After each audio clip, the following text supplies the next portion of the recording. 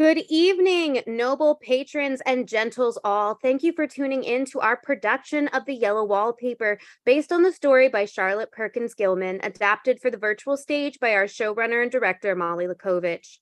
Our show is one act with a runtime of roughly 1 hour without an intermission. So, without further ado, don't worry about silencing your cell phones and enjoy the show.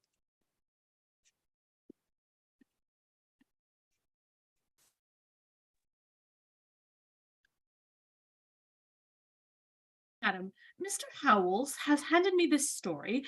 I could not forgive myself if I made others as miserable as I have made myself. The story was printed in New England Magazine and then later in Howells' old collection, Great Modern American Stories. He introduced my story to readers as too terrible and too wholly dire. Too terribly good to be printed. The story was ignored for 50 years until Ellen Hedges called attention to its virtues, praising it as a small literary masterpiece. People were not ready to understand a tale of a woman's medical and mental struggles. Many a reader has asked why I wrote this story. When the story first came out, a Boston physician made protests saying such a story ought to not be written. He said it was enough to drive anyone mad to read it. Many years later, I was told that a great specialist had admitted to friends of his that he had altered his treatment of neurasthenia since reading my story. It was not intended to drive people crazy, but to save people from being driven crazy. And it worked. John is a physician, and perhaps that is the reason I do not get well faster, for you see, if he does not believe that I am sick, what can one do? If a physician of high standing and one's own husband assures friends and relatives that there is really nothing the matter with one but a temporary nervous depression. A slight hysterical tendency. What is one to do?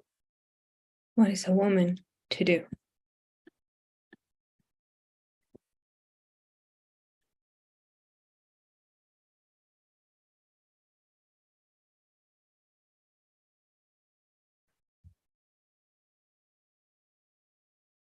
It is very seldom that mere ordinary people like John and myself secure ancestral halls for the summer.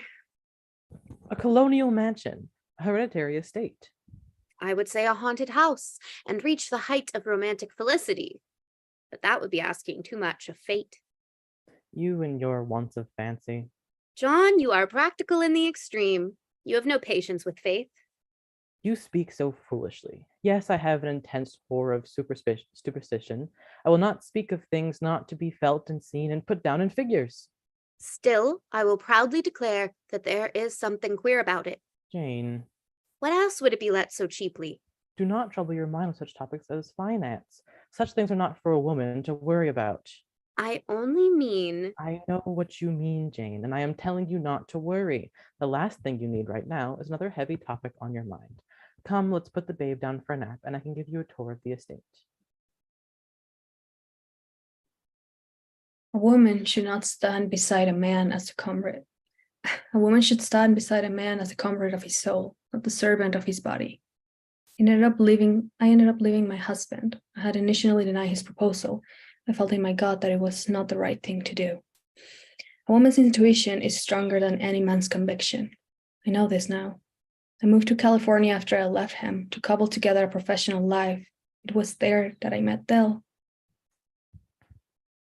In Dell, I found a way to combine loving and living. It is easier to uphold this combination with a woman than in a conventional marriage. We were two souls living as one. A woman deserves to live, not just simply be alive in the presence of a man.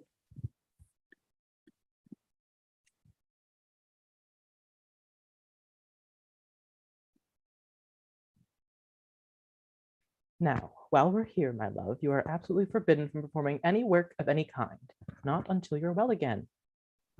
I disagree. Pardon? I believe that congenial work with excitement and change would do me good. I feel that in my condition, if I had less opposition and more society and stimulus. Jane, dear, the very worst thing you can do is think about your condition.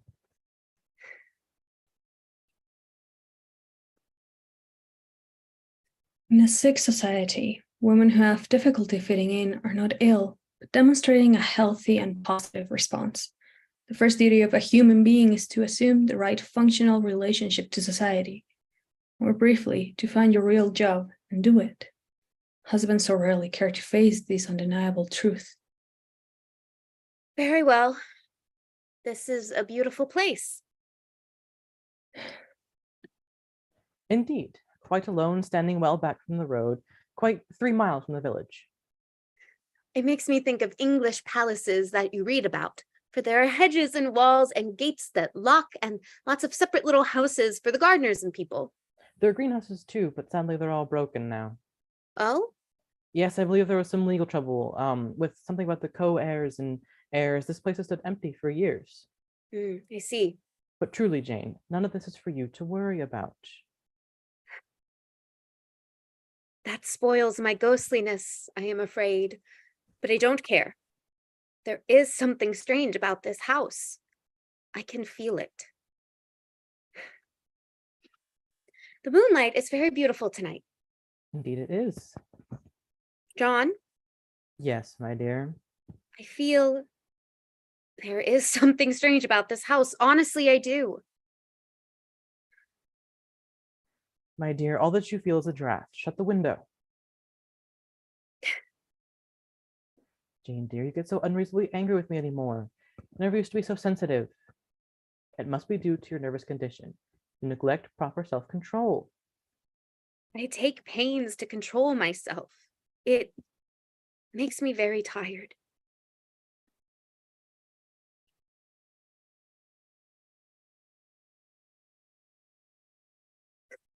I don't like this room. I wanted the one downstairs that opened on the piazza and had roses all over the window. John would not hear of it. We came here solely on your account, my dear. You must have perfect rest and all the air you can get. The room downstairs only has one window. Your exercise depends on your strength, my dear, and your food somewhat on your appetite, but air you can absorb all the time. Look at this wonderfully big, airy room. Windows look all ways, air and sunshine galore. There are bars on the windows. It was actually a playroom first and a gymnasium. The bars were put in to protect the children. The paint and paper looks as if a boys' school has used it. I've never seen any worse wallpaper in my life. One of those sprawling, flamboyant patterns committing every artistic sin. Don't be ridiculous, it's just paper. It is dull enough to confuse the eye in following, pronounced enough to constantly irritate and provoke study.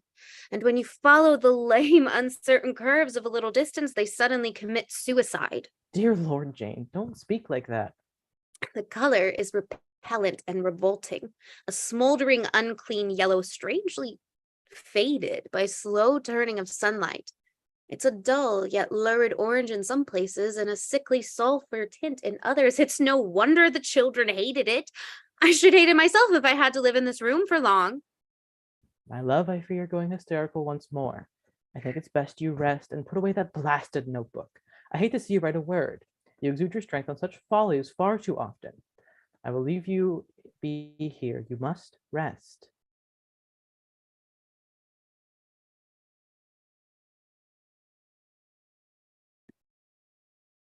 As a writer, it is my duty to provide the definition of unfamiliar words to you, my readers. The word hysterical, a descriptive form of the word hysteria, is rooted in the ancient Greek word hystera, which translates simply to uterus. This is to say that I highly doubt there are any husbands locked away in abysmal rooms with bars on the windows and grotesque wallpaper in the name of a diagnosis of hysteria. Is Jane ill? Or is she a woman? Is there a difference?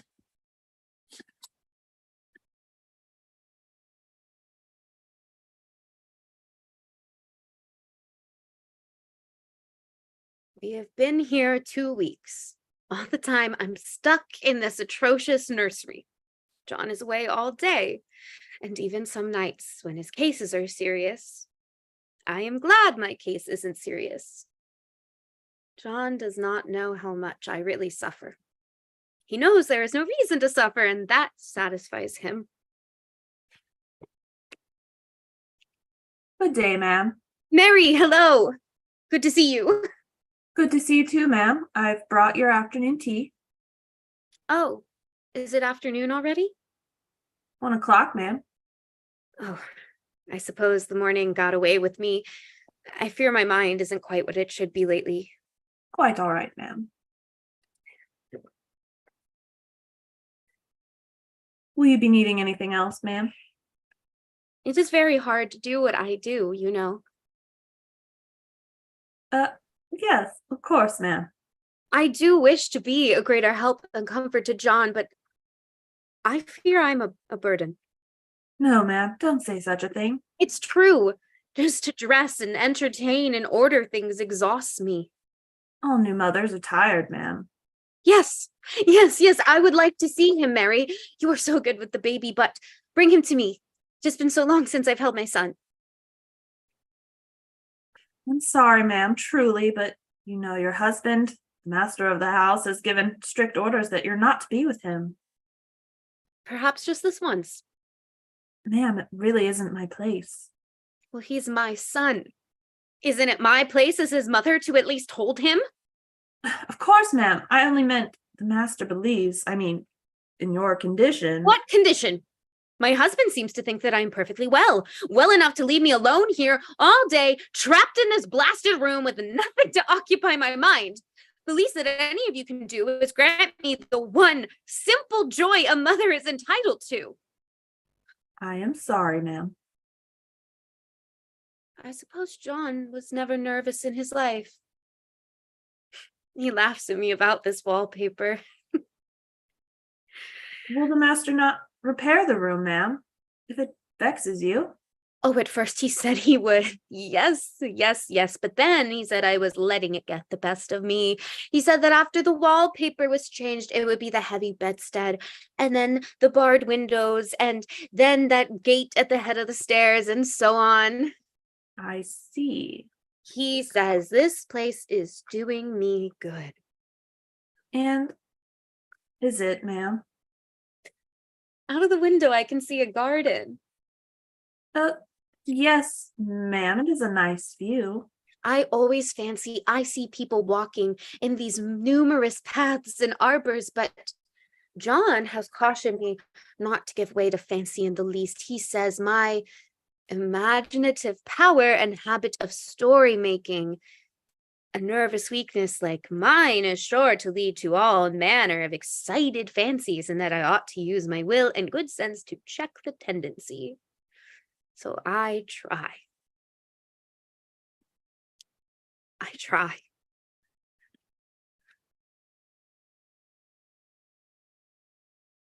And you see out into the garden, there are people walking, breathing the fresh air, mothers holding their babies. The sun is yellow, so brutally almighty yellow. Breathe. Breathe.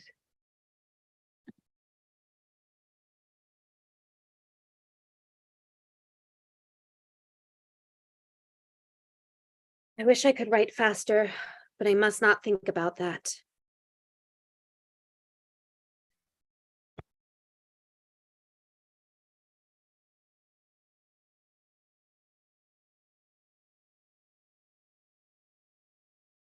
This paper looks to me as if it knew what a vicious influence it had. What a vicious room this is. These four walls that oppress me, I feel my madness bloom like a flower here. The wallpaper is the garden. Every brush of my pen documenting my days is another seed planted. There is a recurrent spot where the pattern lulls like a broken neck, and two bulbous eyes stare at you upside down. Do you see it? If I were more of an artist, I'd sketch it, add to the written chronicle of these wretched 3 months in this sunshine-covered prison. I am positively angry with the impertinence of the everlastingness. Up and down and sideways they crawl, and those absurd, unblinking eyes are everywhere. There is one place where two breaths didn't match, and the eyes go all up and down the line, one a little higher than the other, and I never saw so much expression in an animate thing before, and we all know how much expression they have. Good day, ma'am. Would you like some tea? I used to lie awake as a child and get more excitement and terror out of a blank wall and plain furniture than most children do in a toy store. Is that so? I remember with a kindly wink the knobs of our big old bureau used to have, and there was one chair that always seemed like a kind friend. Like a friend. I used to feel that if any other things looked too fierce, I could always hop into that chair and be safe. Furniture in this room is no worse than inharmonious. However, for we had to bring it all from downstairs. Master John wanted to make the room nice for you. He cares so much for you. Is that so? I suppose when this was used as a playroom, they had to take the nursery things out, and no wonder. I never saw such ravages as the children have made here. Ma'am, you mustn't do that. What would Master John say? Yes. What will he say?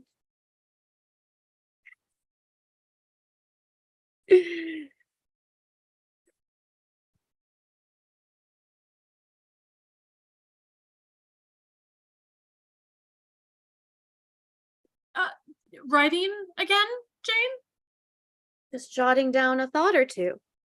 You know how my brother feels about such things. You don't want to worsen your condition with all that scribbling. Yes, of course. Betty, Yes? what was that thing Catherine Beecher said? The principle of subordination is the great bond of union and harmony through the universe. I have no idea who that is. My great aunt, a novelist. Novelist. What need do you have of cluttering your mind with the nonsense of novels? John reads novels.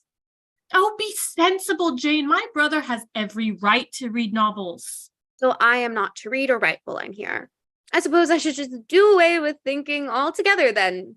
Don't be childish. This is unjust. Do you know of injustice? You have a loving husband to keep you in comfort. You have nothing to want for. We have to thank men for all the loving kindness, the wise helpfulness, the justice and generosity which have been given to women. And we have to blame men for a long black record of rank injustice, cruelty, and the most violent and unfair opposition to every step of women's upward progress. I've brought you your medicine. Thank you, Betty. You are such a lovely housekeeper. Flattering me now, dear sister-in-law. I would never. I will have to tell my brother you've been writing. You know how he likes to be kept informed of what goes on while he's away. Perhaps if he wasn't always away, then no one would have to inform him of anything. Jane. Give me my medicine, Betty, and after, I think I shall go downstairs and visit with my son. You will do no such thing. Who are you to tell me no? Are you his mother? No. You're just an aunt. You hardly matter in the grand scheme of his life. And who holds him? The maid, his father? Does his father even hold him, Betty? Dear sister-in-law, does my husband, your brother, your master, ever even kiss his child's brow? You are overwhelmed. Perhaps it is the heat. Shall I open a window? It's this blasted paper. Jane, stop. Take your medicine, Jane. Rest. And put away that damn journal. You can visit your son when you are well again. You don't want them to make the baby ill, do you? No, of course not. But tell me, Betty, Can a babe catch an illness that doesn't exist? My misery is manifold. My despair is as vast and deep as the sea. You could end it if you let me out of this prison. Good Lord. Jane, it's as if you want the world to deem you mad. Madness is for hares and hatters, Betty. Take your medicine.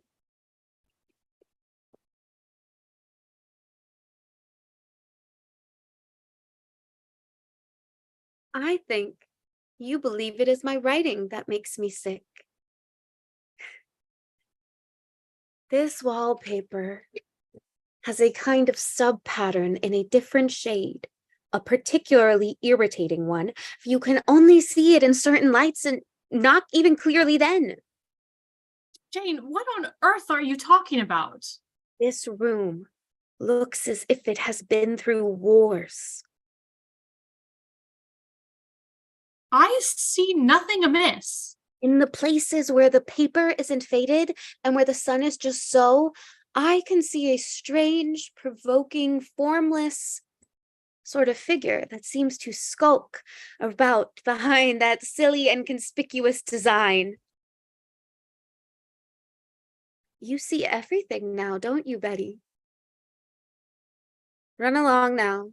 Go tell your brother of the Mad Hatter locked inside his attic.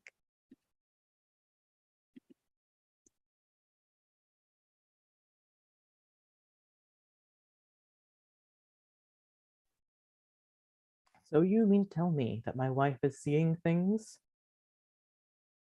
Spoke of a figure behind the wall. Nonsense. Did you remember to give her medicine? Brother, she is too far gone. She keeps demanding to hold the baby. Do you really want this kind of woman near your son? This kind of woman? You will do well to watch your tone, sister. She is my wife. You may be my blood, but I am still your lord and master, and you'll treat Jane with respect. I am sorry. I didn't mean to What would you have me say... do? Send her away? Yes! Absurd! No wife of mine will be locked away in a madhouse. Perhaps if after the summer she is not feeling in better spirits, then we can Enough, think of... Betty. Enough.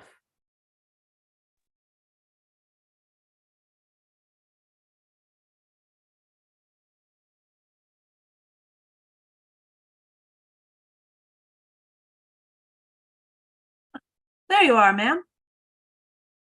Hello, Mary. How are you feeling today? I heard that Master John has permitted you to walk in the gardens.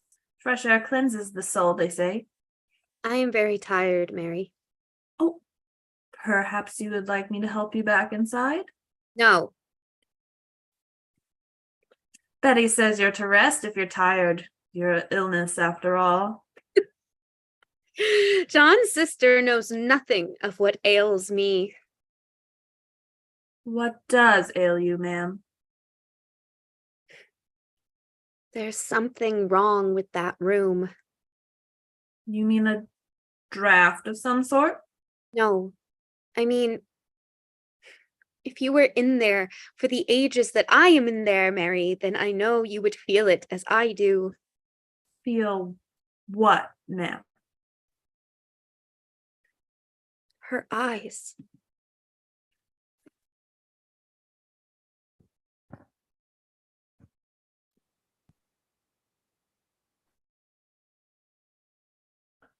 Jane, darling, I fear my sister has shared with me some upsetting news. Quite sure she has. I love you very much, and I hate to see you sick. So today I am sick.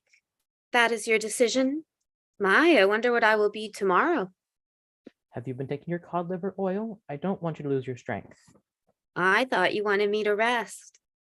Yes, of course, but there must be a balance. I think I should make a visit to cousins Henry and Julia. If you want me to be strong, then what better way to show such strength? Jane, my darling, no. Because I am ill. Is that it? Yes, darling, as I've said. Do you see how the pattern twists right along the ceiling's edge? Enough about that damned wallpaper. Jane, my darling, I'm sorry to say this, but if you don't pick up faster, then I shall have to send you to Weir Mitchell in the fall. I don't want to go there at all. I know, my darling, but you are not well. Whose fault is that? I beg your pardon. Was locking me up here not enough? You now seek to send me so far? Why? Does it repulse you to see your nervous wife? Is that why you stay away longer and longer with every passing week? I have business to attend to. A husband's private matters are not for a wife to question. Then I am not a very good wife to you, John. Because while you're gone, leaving me locked in this room all day and all night, all I do is question you. I question what kind of man would deprive a mother of her child. What kind of man would call his wife ill one moment, then belittle her symptoms the next? What kind of man claims to love his wife and then leaves her behind to rot? This is madness. You must stop this. But if I'm as mad as you think, and I know you think it, John, I see it in your eyes. And there is no stopping this. Jane, darling, you're not mad. You're just Unwell, agitated, hysterical. Which word would you like to describe today, dear? Because I've written them all down. All these adjectives you've deigned to describe my condition, all the medicines that you've had your irksome sister shoved down my throat, all the times I've heard my baby boy wail for his mother downstairs. give me that. You have taken away my freedom in physical form. I won't let you take away my mind as well. This is ridiculous, Jane. I want you to get help. Let me see my child. If you are not better, come fall, and I will seek other arrangements. No one but you can help you out of this, Jane. Then why do you come in here at all? Why allow me the reprieve of the gardens when this hell is all that ever awaits?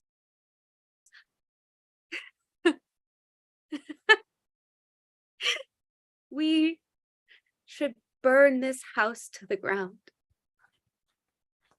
You don't know what you're saying. Don't I? Jane, you are my darling, my comfort. Get better for my sake. Everything I do is for you, John.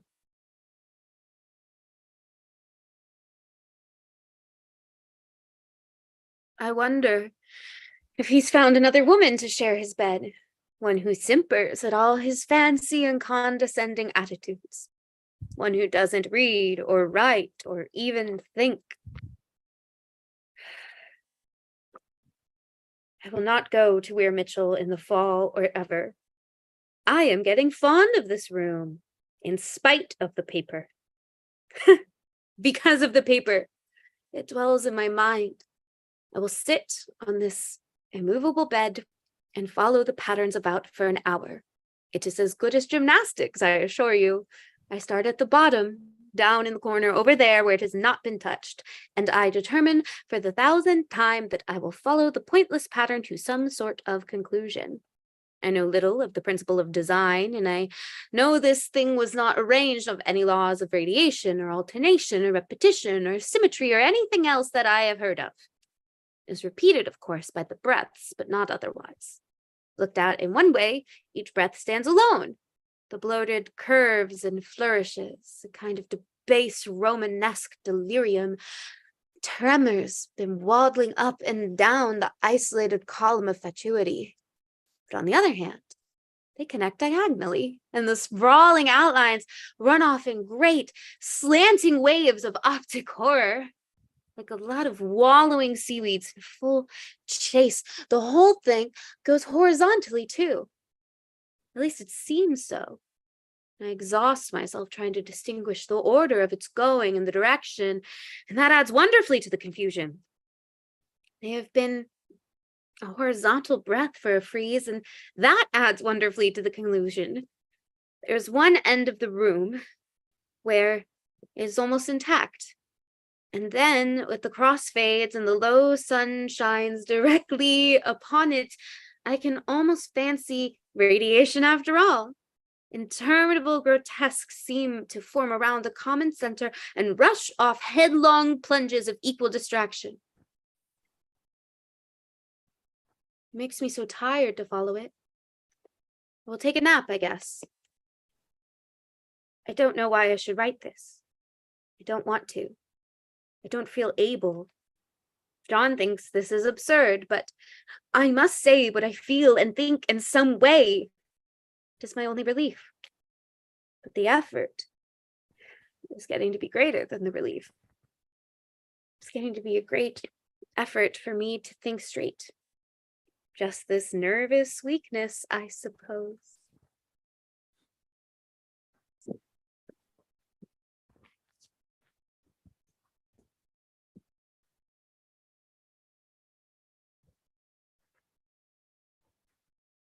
One great relief, though, my child does not have to occupy this room with this horrid wallpaper.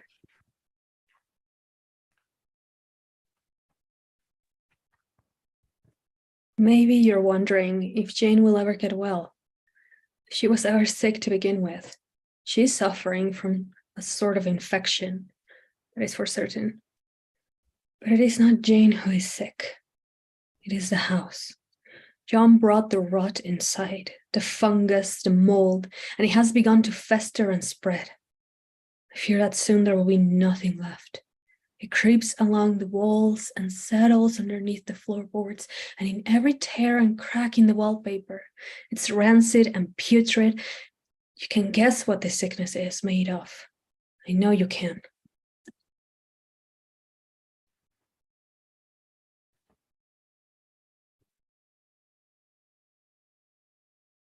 I never thought of it before, but it is lucky that John kept me here after all.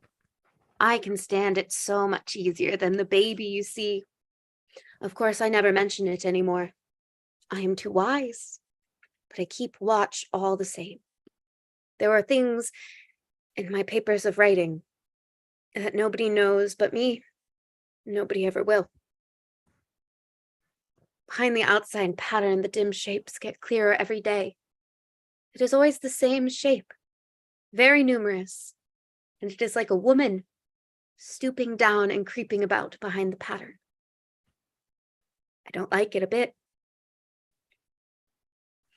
How are you today, my dear? I wish you would take me away from here. Oh, darling, not this again. I know you do not wish to talk about this with me. You say it is because you love me that it pains you. Yes, that's right. So why, if you love me, do you push this case upon me? I am sorry, my dear. I did not realize the plights of your wife's sufferings were too much for your constitution. Jane. Would you like to rest here, John? In this room? I'm sure there is room. Jane, you're overwhelmed again. You should rest. You know, I woke last night, and I could feel her watching me. I didn't want to wake you, knowing how you would react, so I sat up, and I stared at the wallpaper until I felt creepy. What are you talking about? Who's watching? He doesn't understand. He never will. Jane, answer me. Who's watching? Don't tell him, Jane. Don't tell him any more. He doesn't hear you anyway. Nothing, dear. You are right. I am overwhelmed. I think I shall have a nap. That's a good girl.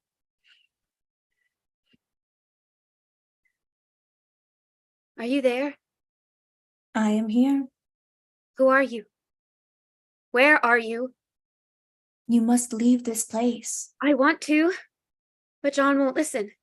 You do not need to live your life by the whims of men.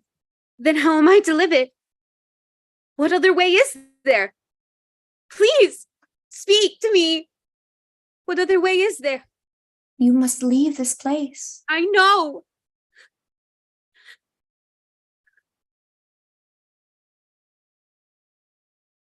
I know. She really, truly, absolutely must leave this place. I know.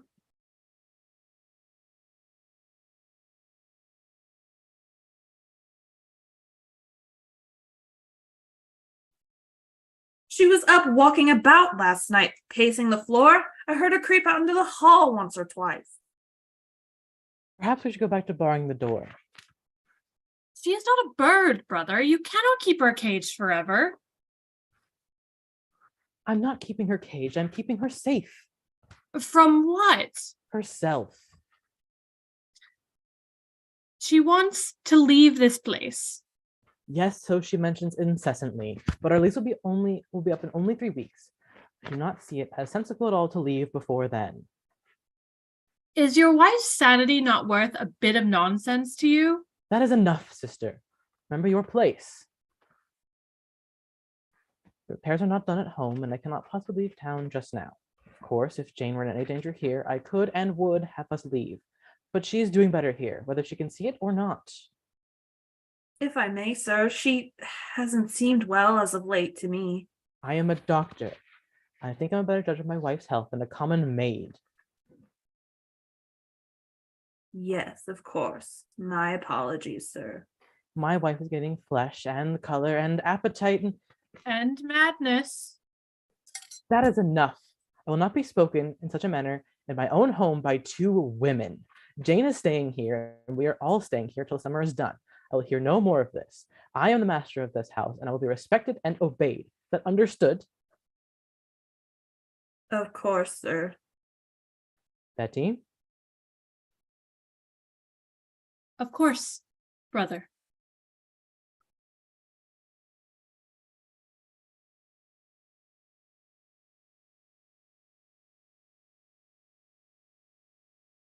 I can hear them down there.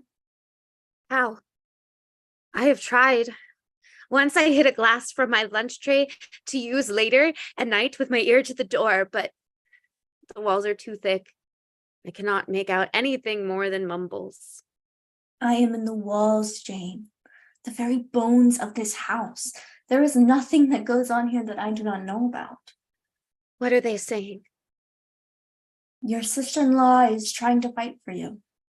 Betty? Truly? Yes.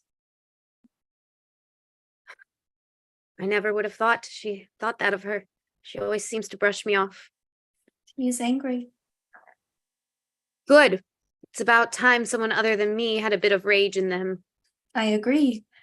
Your husband has shut her down, though. Of course. He says you are plenty healthy here. Nonsense. Men are fools. This one especially so.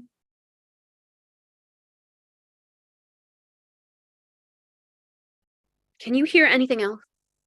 He shouted. He has commanded them to ask no more.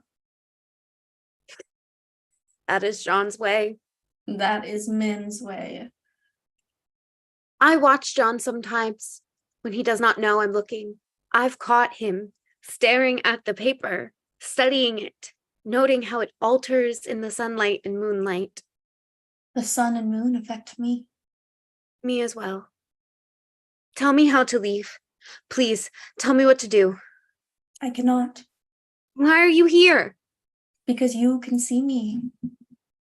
Am I the only one? Yes, Why? because no one sees you.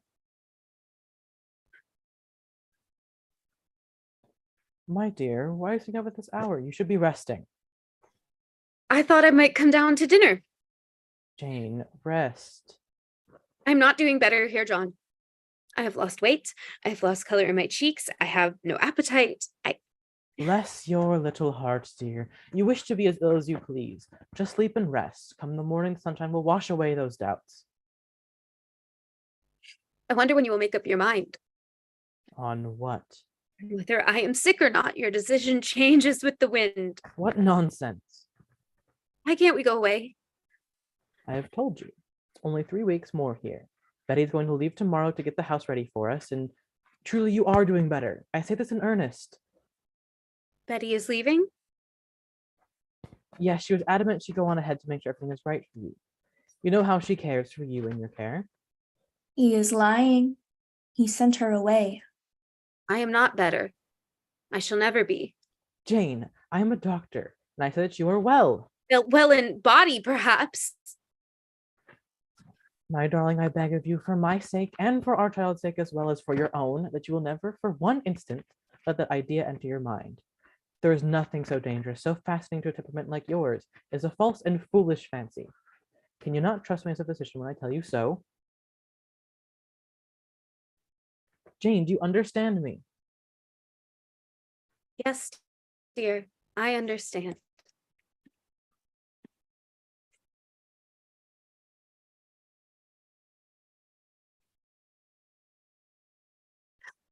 I think I have mastered it.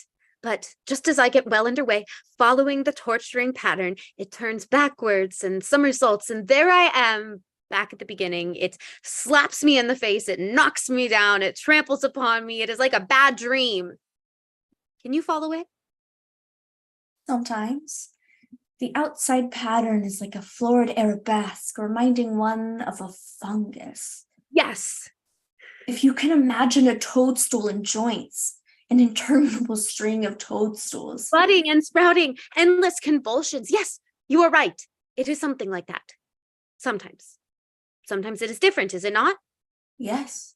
Sometimes there is one marked peculiarity about the paper, a thing nobody seems to notice but myself, and that is that it changes as the light changes. Yes. Continue. When the sun shoots through the east window, I always watch for that first long straight ray. It changes so quickly that I never can quite believe it. That is why I watch it always. What else? By moonlight. The moon shines all night when there is a moon. I wouldn't know it was the same paper.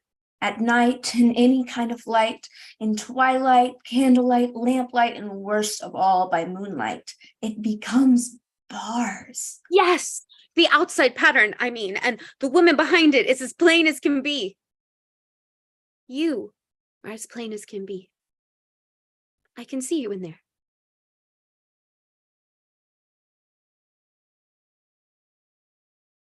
I know.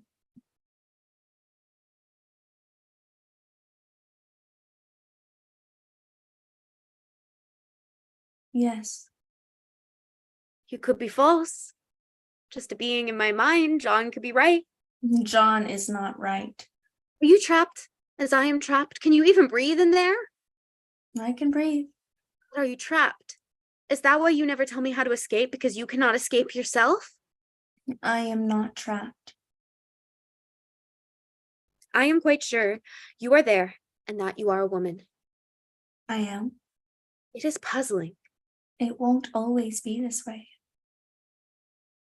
You've been here all along? I have been here. Sometimes you speak words that are almost pulled from my very mind, and other times you are so stoic it burns and stokes the rage already burning inside my belly. Good. Let it all burn. I will strike the match.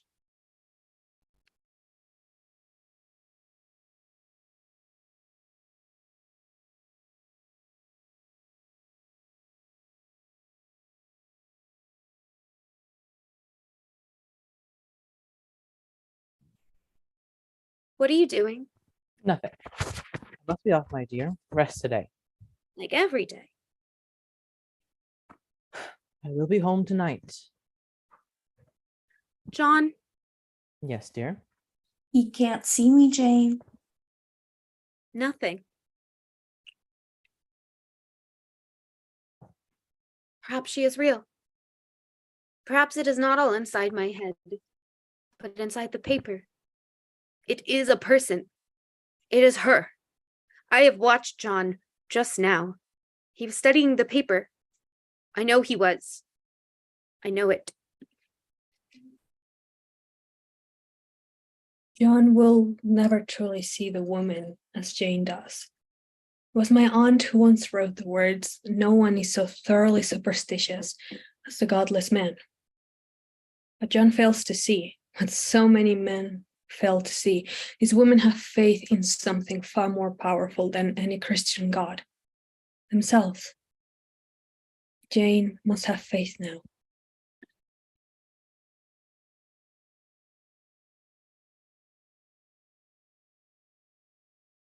Hello, Jane. Betty, I came to say goodbye to you for now. I must go ahead to your new home to help make preparations for your arrival in 3 weeks.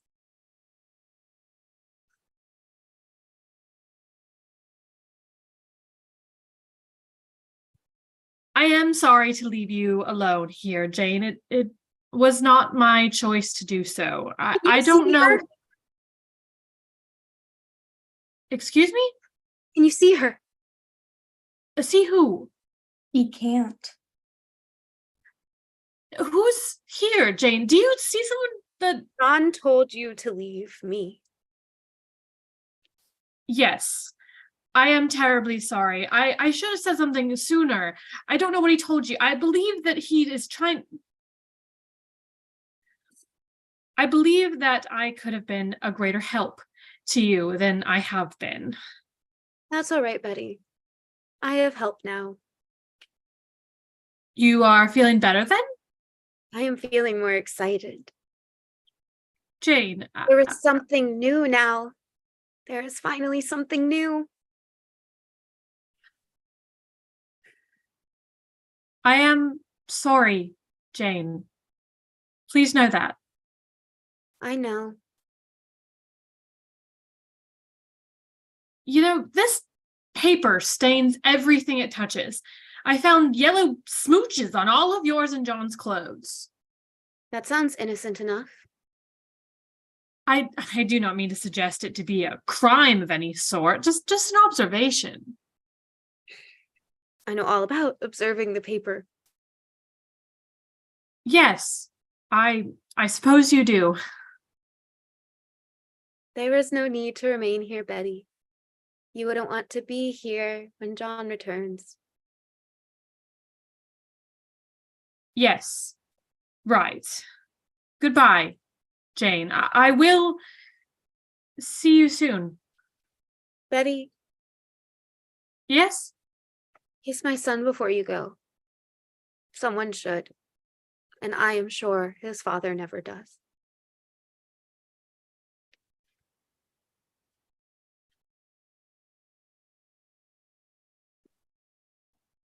It's not the paper that is staining everything. Life is very much more exciting now than it used to be. I have something more to expect, to look forward to watch. Fungus is not in the wallpaper.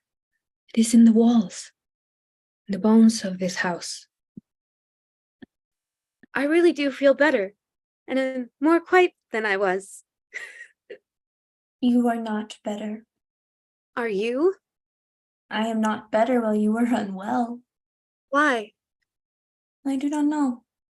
Do you know why I am ill? You are not ill. You're no better than John with your changing ways. Hysteria. What? You are not hysterical. Do not let him convince you otherwise. Do you know where the word comes from? You read it in a book once. I am sure you did. I don't remember. You will.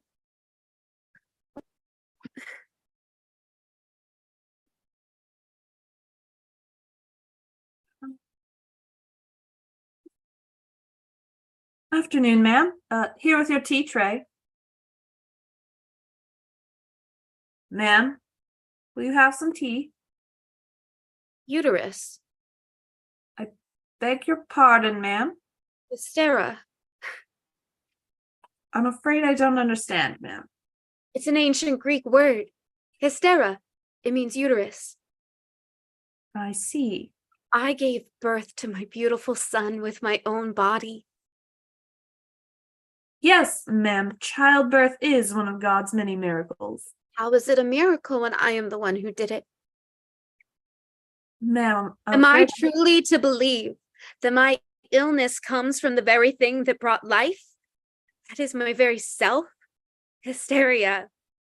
Ma'am, please, you need to rest. I am not hysterical.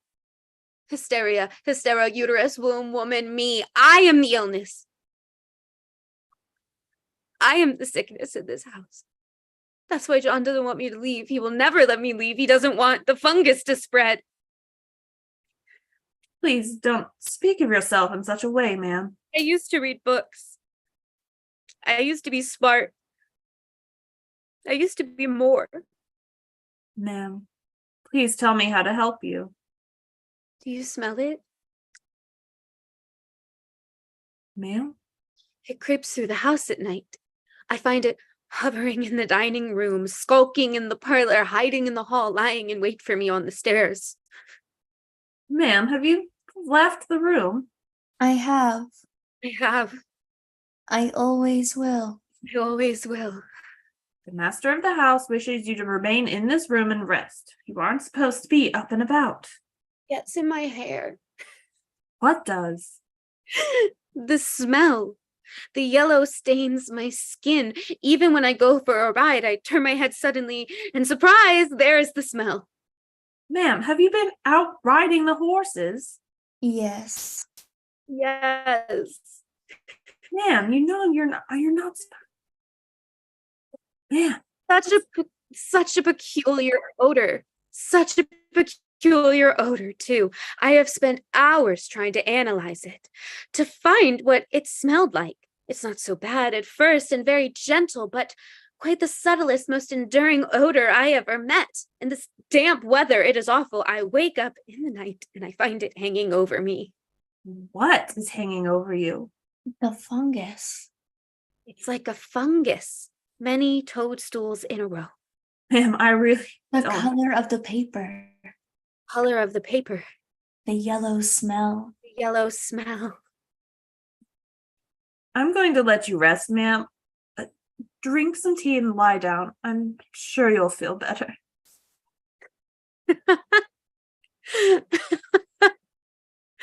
I'm not ill. She did not see you. No. There is a very funny mark on this wall, low, down near the mopboard, a streak that runs around the room. Yes, it runs around the room. It fits behind every piece of furniture, except the bed.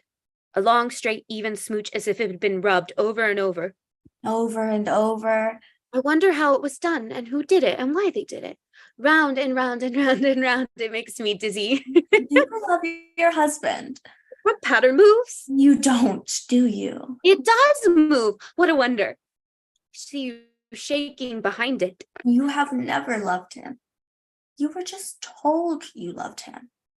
Sometimes I think there are a great many women behind there. Sometimes I think it is only you. There are many women. Truly, I am behind here. see you shake. Yes. I see you crawl around fast. The crawling shakes it. It shakes. In a very bright spot, you remain still. The very shady spots, you take hold of the bars and you shake them. I do. We're trying to climb through. I am. But nobody could climb through the pattern. It strangles. I think that is why it has so many heads. They get through, and then the pattern just strangles them off and turns them upside down, and it makes their eyes white. Said you were not trapped, did you lie? Those heads were covered or taken off. It would not be so half bad. I have seen you on the road, so you must get out. During the daytime, the road that runs down by the house, I have looked out the window and I see you there. You hide under the blackberry vines. Do I? I don't blame you one bit. It must be very humiliating to be caught creeping by daylight. You feel humiliated. I don't want John in this room anymore. I don't want him in this room anymore. He has become so strange, Cruel. cruel. You can creep by daylight too. You can creep faster than I can run. Creeping as fast as a cloud shadow in a high wind. If only that top pattern could be gotten from under that one. I mean to try it.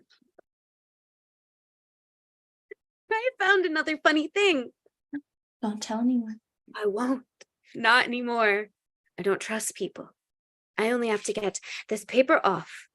John will notice. He will. Peel it off. I will creep on the wind. You will creep on the wind. I can feel you shaking. Yes. Are you real? Yes. Paper is nearly done. You will be free soon. You will be free soon. The paper is laughing at me.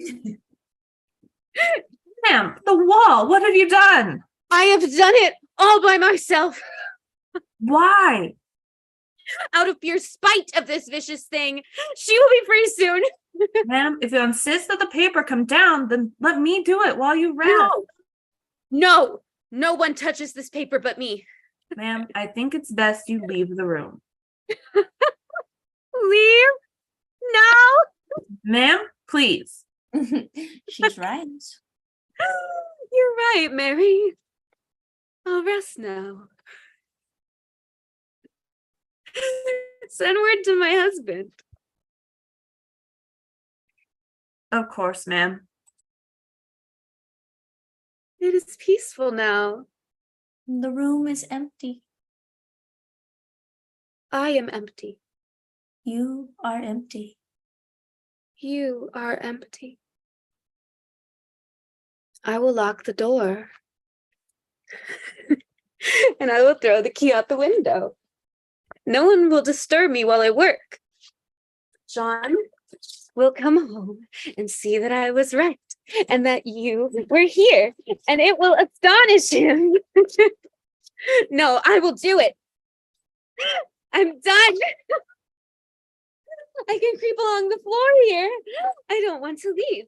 I don't want to go outside until you are free, until the pattern and the fungus is free.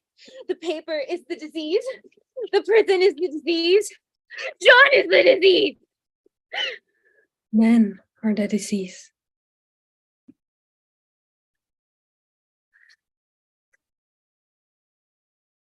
I am not the disease. Life is a verb, Jane, not a noun.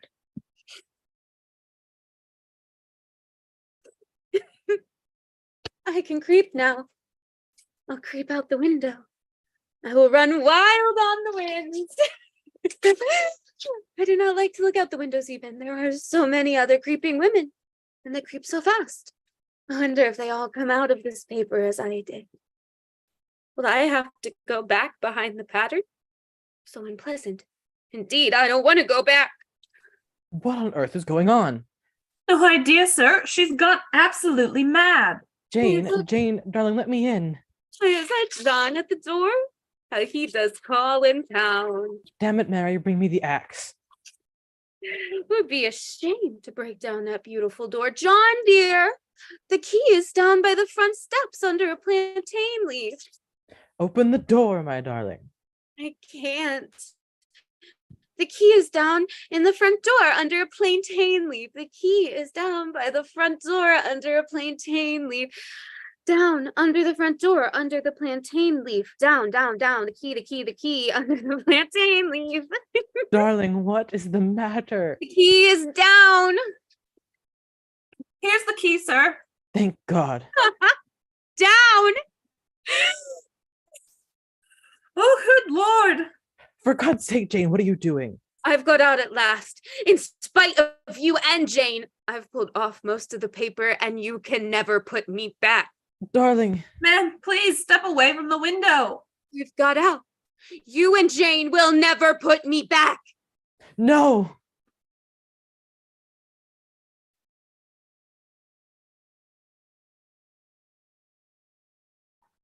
Now, why should that man have fainted?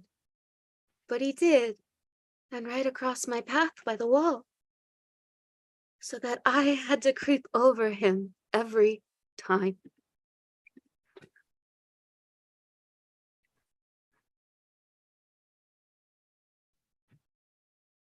Noble patrons and gentles all, it's time to show your love for our beautiful cast.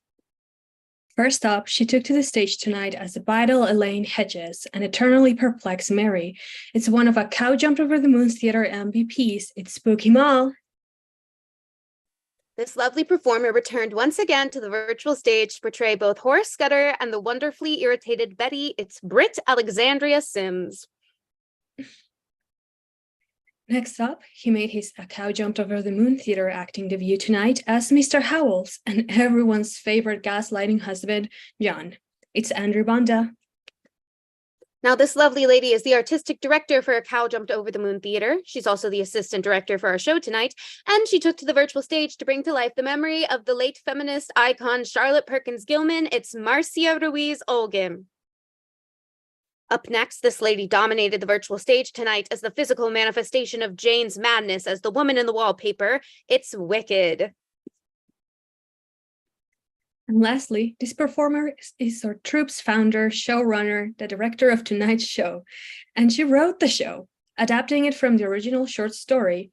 Oh, and she is the star, bringing to life one of the original mad women locked away in the attic. Jane, it's Magical Molly. Thank you so much to everyone who made our show possible and for trusting me to recreate the story. Thank you to our beautiful cast for giving their all tonight and continuing to create wonderful, free, and accessible theater. This show will remain up after this live stream ends, so we encourage you to return to tear off the yellow wallpaper time and time again, and share the show with your friends to help support free and accessible theater. We will return in the fall for another show. Until then, make sure to follow us on Instagram at Moo With Me Theater. All the links to find other shows of ours and more information about the troupe are linked below. Until next time. Thank you and good night.